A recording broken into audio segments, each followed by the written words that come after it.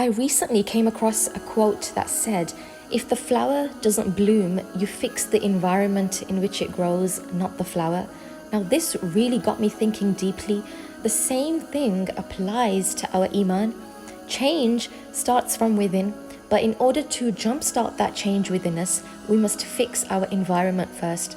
Toxic people or environments that disturb our mind can and will 100% disturb our souls and ultimately our imaan.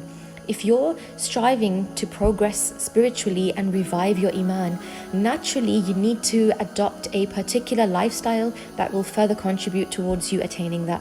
For example, if you're trying to stay on top of your salah, you're not going to start sitting with people who intentionally don't pray. You're going to need to be around those who are in fact better than you, who will help and encourage you to pray on time. If you want to give up an addiction or a bad habit, you're not going to socialize with those who occupy themselves in that exact habit, because it will be a fitna for you. If you want to gain something, then go to that place where it is to be gained. Sit in the company of scholars if you want to gain knowledge.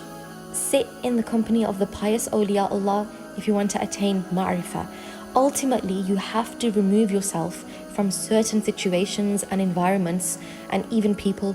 This step will act as a source of betterment for you. Nothing comes before your imaan.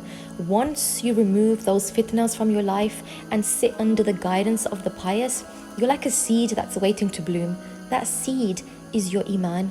There's no worldly chaos to disturb your spiritual journey. You can take the first step in peace and submerge yourself in the dhikr of Allah. Train your nafs until it is no longer affected, even when you do end up in tempting environments. It's not impossible.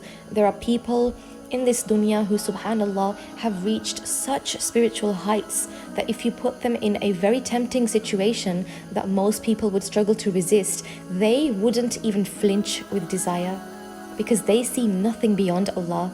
They have taqwa and they worked very hard to get to that stage by the grace and mercy of Allah subhanahu wa ta'ala.